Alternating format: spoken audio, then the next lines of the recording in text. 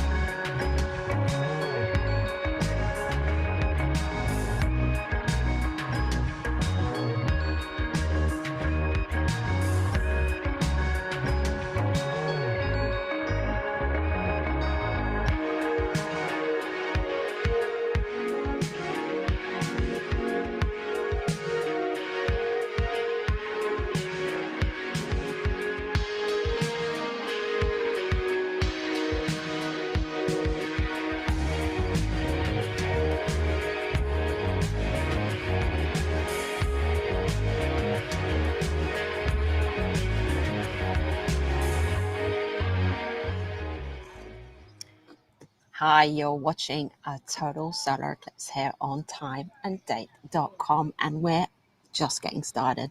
We can see the moon eating away there on the sun in San Diego, California, and it's that beautiful little curve that's going. It's beautiful. And not only are we getting started and the eclipse getting started, but the party is getting started here in Lano.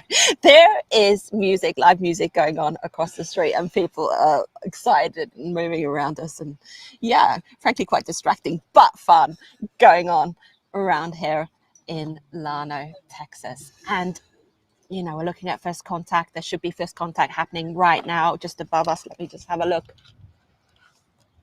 It's difficult to see at the moment, but there's something special about first contact, Graham, and it's that little bit of the sun getting eaten away. That's right. It's happening right now, somewhere above the clouds here in Lano. In a way, it's one of the most magical moments of a solar eclipse. We've spent all the months and years planning for this event, and finally the eclipse begins just very quietly, very unnoticeably, when we just see that very first little nibble into the sun by the moon. It happens right on schedule, exactly as all the calculations predict. And yeah, it's always pretty breathtaking when the eclipse finally happens, very undramatically up there in the sky. From first contact, the moon then keeps eating away at the sun's disk until we arrive at totality, when the moon covers the whole of the sun. Today, there's around about an hour and a quarter between the start of the partial eclipse and totality, when the last bit of the sun gets covered by the moon. First contact is really completely unnoticeable. Around about half an hour into the partial eclipse, that's when you can really start to notice things happening on the ground. That's when you might start to notice some changes in temperature. That's when you might start to notice some strange things happening with shadows that the sun is casting. As the moon is eating away at the sun, it's turning the sun into a thinner and thinner crescent. So instead of the sun being this round light source in the sky, it ends up as this sort of very thin strip of light in the sky. And where you have objects that are casting shadows, if you have an edge of an object that is aligned with that thin crescent of the sun, then it casts a shadow edge that is much sharper than one that is kind of perpendicular to that thin crescent of the sun. So you can start to notice objects having sharper and more blurry shadows, depending on how they're aligned with the narrowing crescent sun. All of that happens around about, say, half an hour into the partial phase. Right now across the United States, first contact is happening as the eclipse sweeps towards the east. For first contact, that's something you can only notice if you're really looking carefully for it. And of course, you have to be looking carefully using proper eye protection like eclipse glasses. And Anna, you've got an interesting message about eclipse glasses. Yes, because we've been handing these eclipse glasses out around town. There's loads of eclipse glasses available for people. They've got their ISO certification. They're from reputable sources. So people are lucky here in Lano to have proper eclipse glasses. But Astronomers Without Borders, our friends at AWB, they are collecting used eclipse glasses from the eclipse. And what they do is they send it to underserved communities internationally. So they take the glasses, they inspect them, they make sure that everything's okay with them, that they're not damaged or fake or anything like that. And they send them across the world for new eclipses. You can find collection centers at libraries, community centers, commercial businesses, wherever you just have to check. You can also go to astronomerswithoutborders.org to see if there's a local recycling center near you. And it's so nice to know that these things will be used for more eclipses, isn't it, Graham? Absolutely. It's a fabulous campaign that they run, and it really gives all kinds of people an opportunity to see an eclipse in parts of the world where otherwise they wouldn't be able to see anything. So yeah, great campaign to support. Stick with us here on timeanddate.live. We're enjoying great pictures from San Diego, where it's just going to be around about a 50% partial eclipse today. We're coming up towards first contact in Arkadelphia in Arkansas. First contact there is coming up at 1731 UTC. So in around about 8 minutes from now, we'll see first contact in Arkadelphia. As soon as the clouds reveal the sun, we'll be having pictures from Neil Sanders here in Llano. So lots and lots to come. Do have a look at timeanddate.live, where we have all the updates from around the world, and pictures and blog posts and comments and all the latest news on there. And Anna and I will be back here shortly.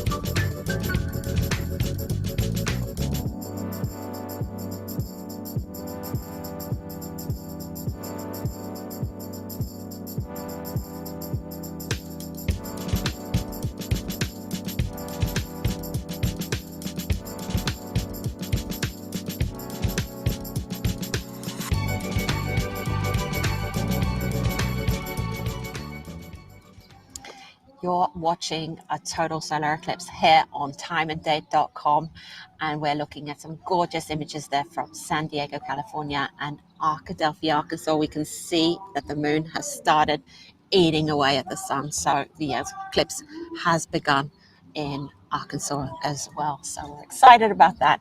We have been experiencing some problems getting our images in from Mazatlan. There's some technical issues there. We're really sorry about that. We're trying to see what we can do, but we still have telescopes here waiting for totality, so we're not going to miss totality of this total solar eclipse. We're getting questions and comments on YouTube about the sunspots, Graham. Right. Looking at the feed coming in there from San Diego, we can see two dark spots on the surface of the sun, and those are indeed sunspots. Yeah, the sun is a big ball of plasma, kind of a big ball of charged gas, and there's lots of activity going on. There's lots of magnetic field activity going on, and there are some regions which are cooler than others. And where we have these cooler regions, that is what produces these dark areas known as sunspots.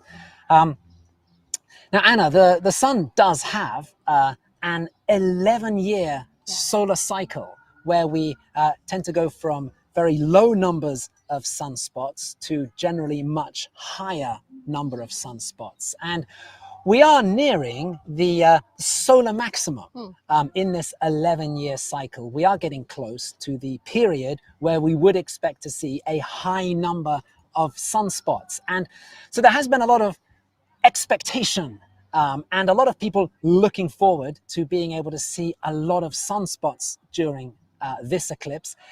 In fact, the sun is fairly quiet at the moment, and we really do just have these two sunspots that are visible on this side of the sun at the moment. So yeah, a lot quieter and a lot fewer sunspots than we might have expected for this eclipse. But yeah, on the feed there from San Diego, we can see those two dark spots, one slightly larger than the other. Yeah, slightly cooler regions of the sun's surface. But back home in Norway, we've been experiencing a lot of aurora lately, and I think that has to do with the sunspots, right? Like, it's got to do with the activity on the sun, right?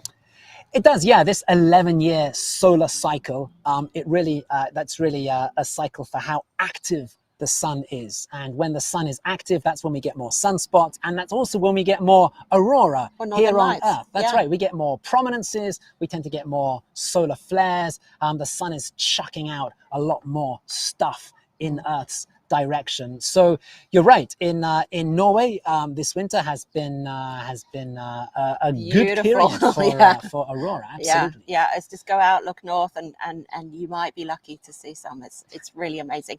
Does it affect the eclipse in any way? This active sun?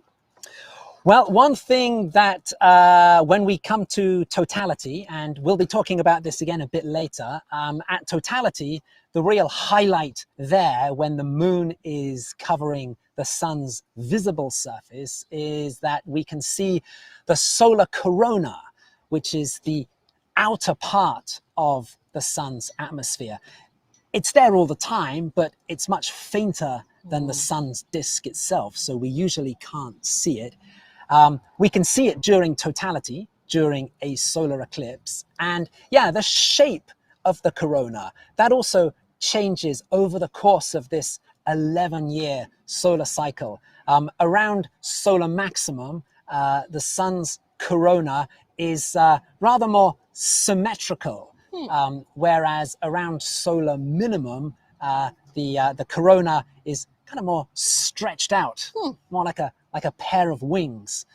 So that is going to be something for us to have a look out for when we get to totality.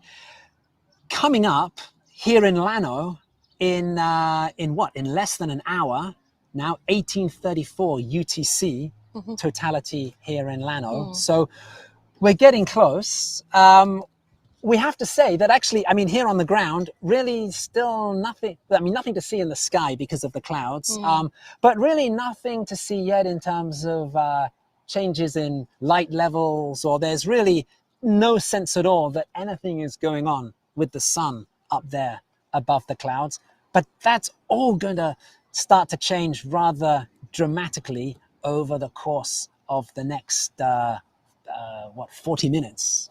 Yeah, and we're going to continue putting our eclipse glasses on, looking up, because as soon as that sky, those clouds get a bit lighter, we can actually see the sun through the clouds. And we have been looking at the moon eating away at the sun, so it's been beautiful.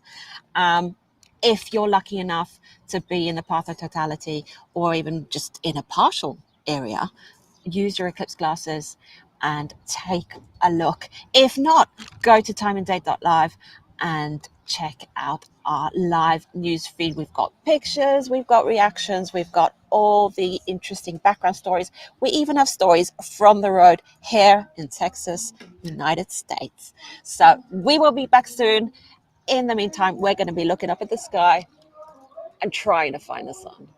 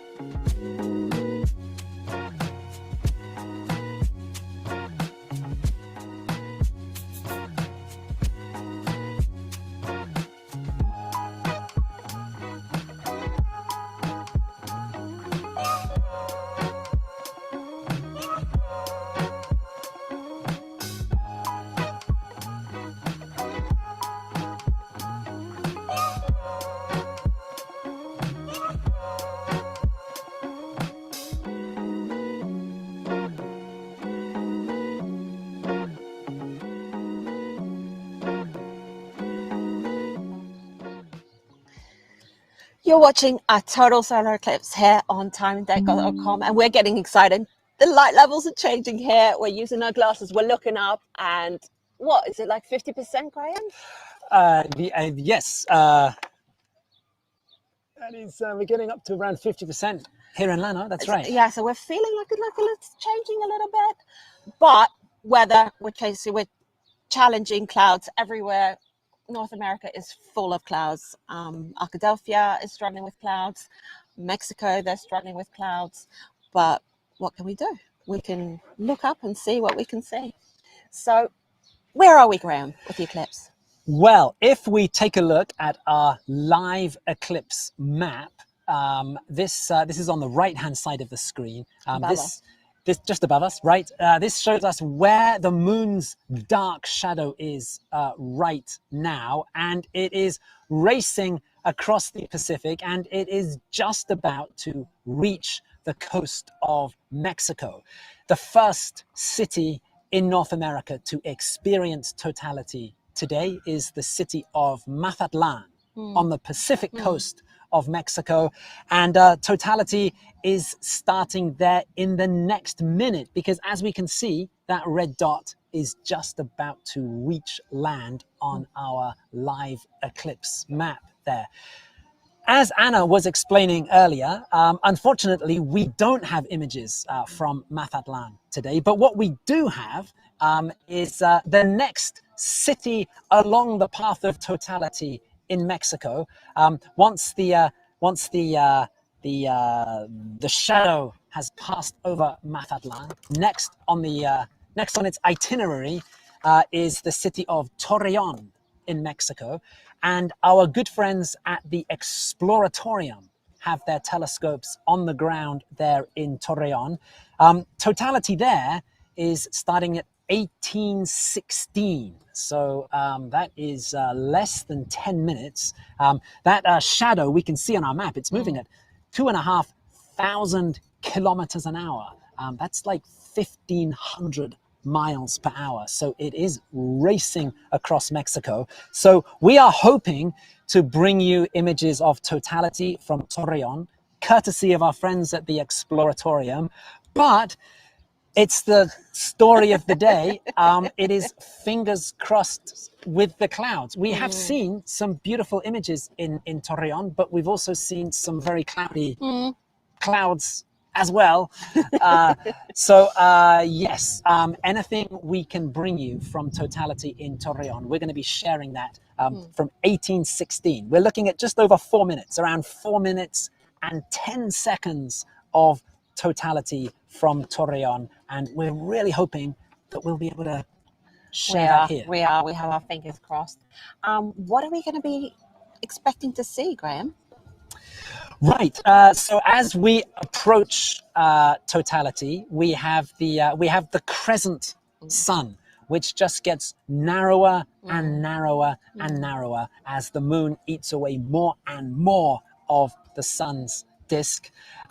Eventually, the crescent gets so thin, and the two horns at either side of the crescent, they get so close that they kind of come together in this one bright joule of remaining sunlight. Around the same time, we start to see the solar corona around the edge of the moon. This is the outer part of the sun's atmosphere. We can't normally see it because the sun itself is too bright, but when the moon covers the sun, it comes into view. The combination of this bright joule of remaining sunlight plus the solar corona visible around the edge of the moon, that produces the effect famously known as the diamond ring.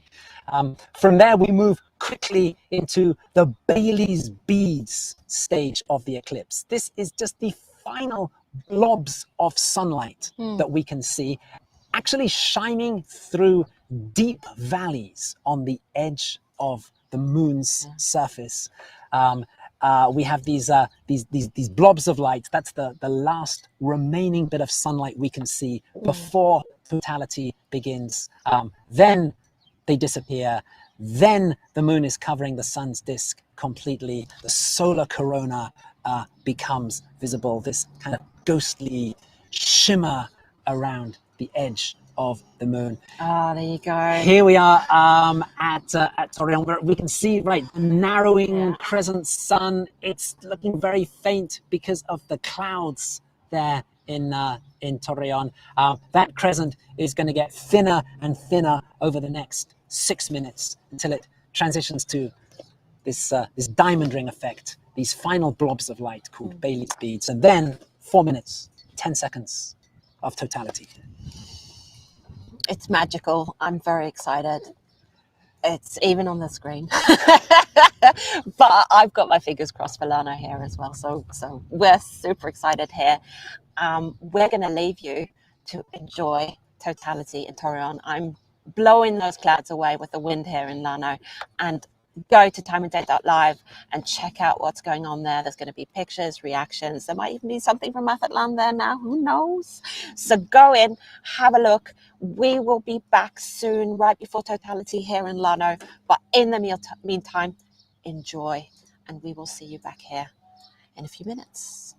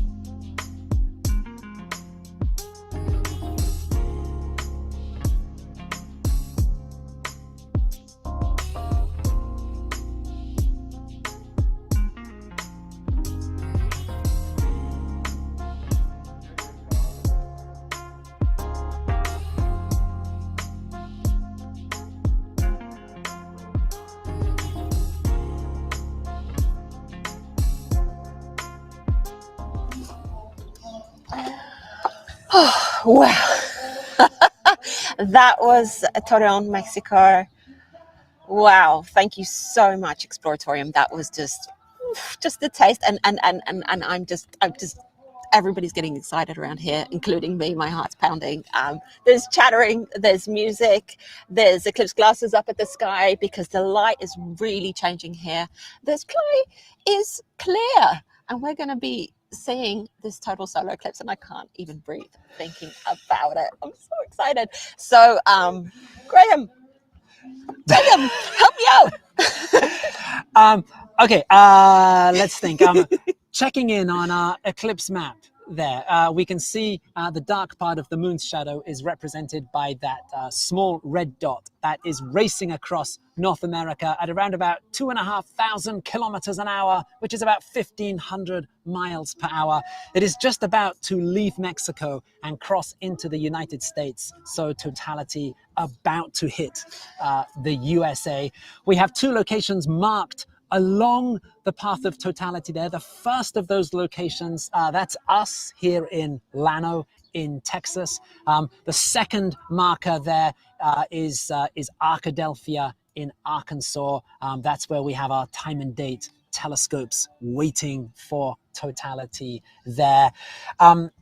Just a quick reminder that the sun is what, 90% eclipsed here, but still eclipse glasses are vitally important, even when there's just the tiniest slither of the moon's crescent remaining. Even through the diamond ring and Bailey's beads, eclipse glasses should be used for looking at any part of the sun.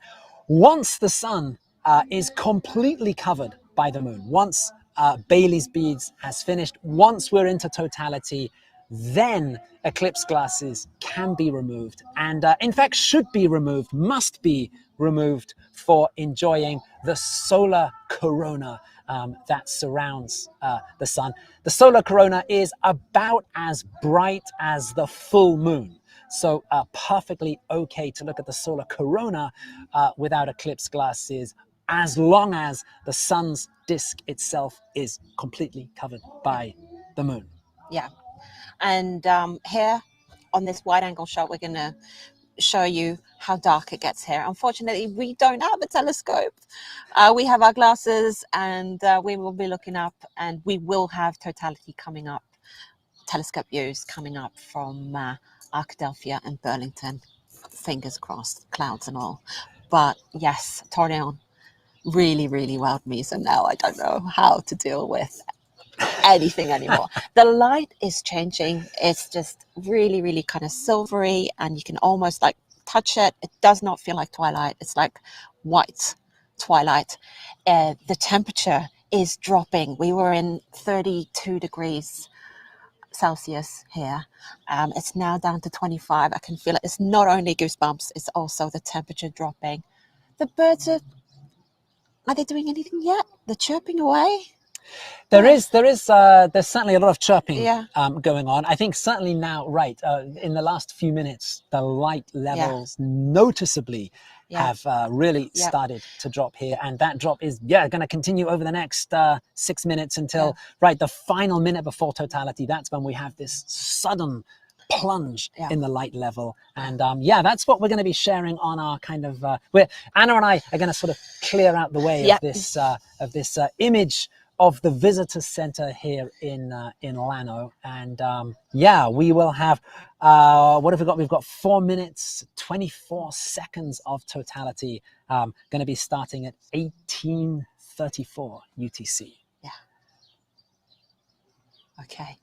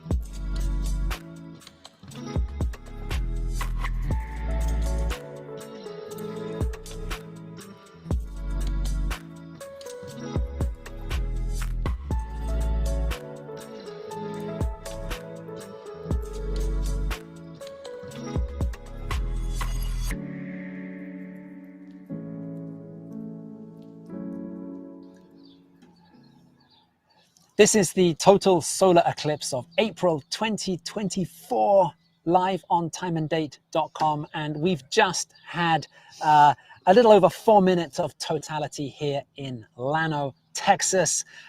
You were watching our wide angle camera view on the Llano Visitors Center here. I think you saw how amazingly quickly the light level dropped just before totality, and just how quickly the light came back after totality as well. Anna, how are you doing here? I don't know, maybe I'll cry on TV. I am so overwhelmed. It was magical. It's like someone pokes a hole in the sky and it's just dogs barking, birds flapping about, people cheering. It really is magical. Yeah, there's a public viewing area just on the other side of the river to us here in Llano. There was a wonderful cheer went up as the last bit of the sun disappeared and the solar corona popped out in the sky. And there was also just this lovely cheer at the end when the sun came back as well. Yeah, that was quite special. Yeah, it's just like a black hole in the sky, and it's the silvery light. I can't explain it. It's not like twilight. It's just so silver, and it's just breathtaking. And if my heart was pounding earlier, it's just, yeah. I'm sorry, you guys. I don't have any words. I am blown away. And it really is to show how magical these experiences are. It's just, yeah. Okay. Meanwhile, the eclipse continues as the moon's shadow races across the United States. So on our live eclipse map there, just above us on the right-hand side of the screen, we can see that the moon's dark shadow, it's now left Llano. It's halfway between Llano, Texas and Arkadelphia, Arkansas. On our main image on the screen there, this is the telescope image coming in from Arkadelphia, from our time and date telescopes on the ground there. That's Constantine and Jeremy getting us, wow, fantastic images there as just that crescent sun gets thinner and thinner and thinner in Arkadelphia. Totality is starting there at 1849, so we're just about 4 minutes away there. A shorter totality, Arkadelphia is slightly nearer the edge of the path of totality than Llano. We'll have just over 2 minutes, about 2 minutes and 12 seconds of totality coming up in Arkadelphia, starting just in the next few minutes. So the totality in Llano, we showed that on the wide screen. For the totality in Arkadelphia, we're going to enjoy that one through the telescope view there. We still have, by the way, let's not forget Burlington in Vermont, up in the northeastern corner. The partial eclipse is going great guns there. Totality in Burlington coming up at 1926. So still a lot of emotions to go through. Absolutely, absolutely. But yeah, things are getting really exciting in Arkadelphia. So we're gonna leave you to enjoy just over 2 minutes of totality there in Arkadelphia, and we will be back after that. Don't forget also timeanddate.live for all the latest photos and updates and comments about the eclipse. And Anna's gonna have a little lie down, and we are gonna be back after totality in Arkadelphia.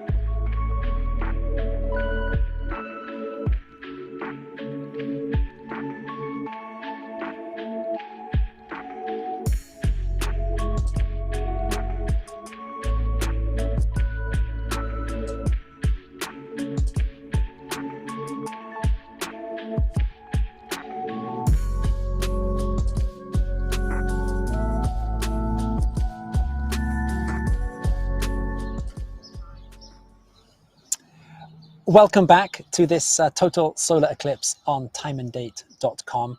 And we have to say, we really hope that that lots of people across North America are being as fortunate as we've been today with the weather.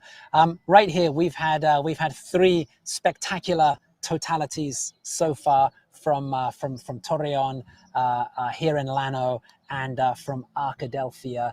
And in particular, we saw some lovely effects through our telescope feed there from Arkadelphia, especially some prominences around the edge of the sun. These sort of little spikes coming off the edge of the sun. We were talking earlier about sunspots, and at the moment there are maybe fewer sunspots than we might expect at this time, because we are nearing the peak period of solar activity. So on the face of the sun, we've kind of had a disappointingly few sunspots, but around the edge of the sun, we have been treated to some really spectacular prominence. We could see it with the naked eye when we were looking at it in the sky here in Llano as well, the prominences. Right, yeah, just exactly right. With the naked eye, we could just see this sort of bright red sort of spike on one side of the sun. So we've been really fortunate with that.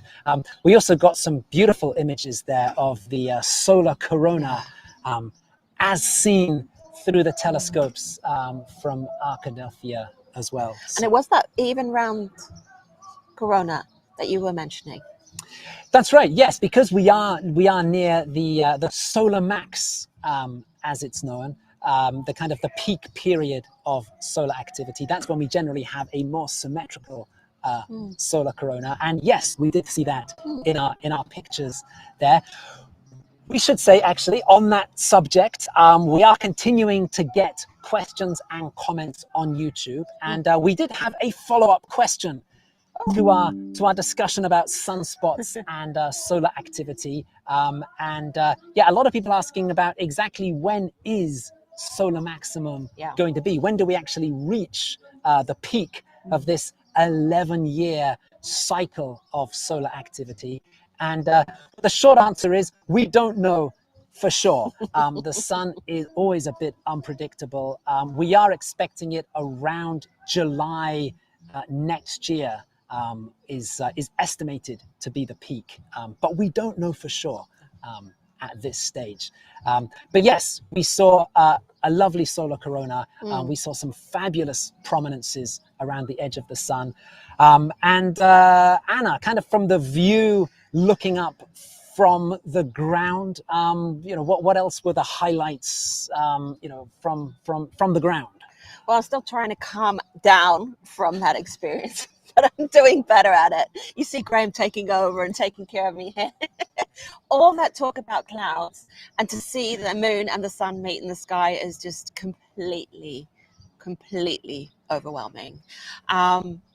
We did talk about the birds flying around. We talked about dogs barking, people cheering across the river, super excited. All those things, but also just the temperature. It dropped 10 degrees Celsius. I can really feel it warming up again now. Like I might need to take my jumper off at some point, but it went from 32 degrees Celsius down to 22 degrees Celsius in that time. And now it's warming up again.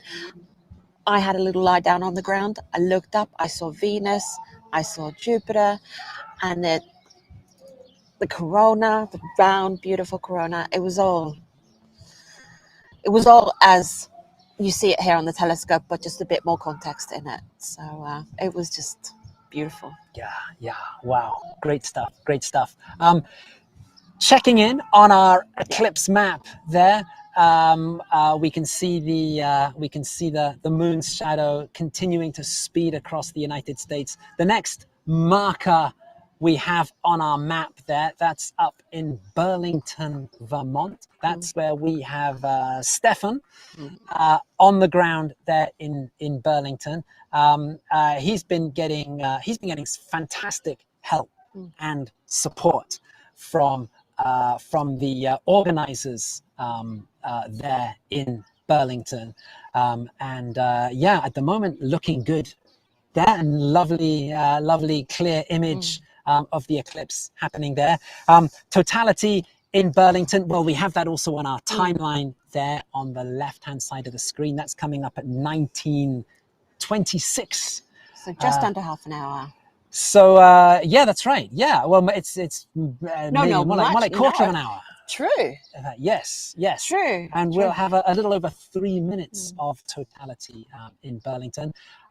Looking back at our eclipse map, the numbers there are beneath the map. The numbers on the right are showing the speed of the moon's shadow, and we can see that as it now gets towards the end of the path of totality, the speed of the moon's shadow is slowly rising. And just as we look at those numbers, we can see them slowly ticking upwards. This is because the moon's shadow is moving across the globe, and as it gets towards the edge of the globe, the Earth is curving away from the shadow. So when we see the shadow on the map here moving across the surface, its speed is increasing on the map because it's actually kind of skimming off the edge of the globe as the Earth kind of curves away from it. So we'll see that speed continue to tick up towards the end of this eclipse. So even though Stefan is close to the center line there up in Burlington, Vermont, he's up at the Science Museum there. His totality won't be 4 minutes and 24 seconds like here.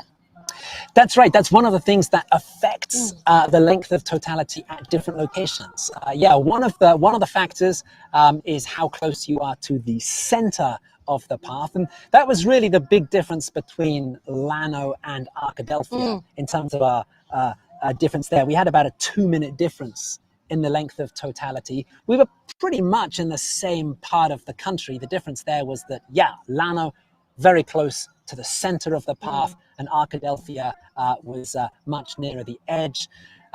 Yeah, Burlington and up in the northeast corner, totality times are coming down because, yeah, the moon's shadow is moving across the map more quickly.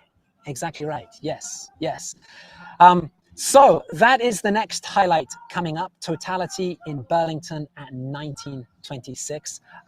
Stay with us on timeanddate.live. Don't forget to check out our amazing blog where Aparna is posting fabulous images and reactions from people across North America. And Anna and I will be back here very soon.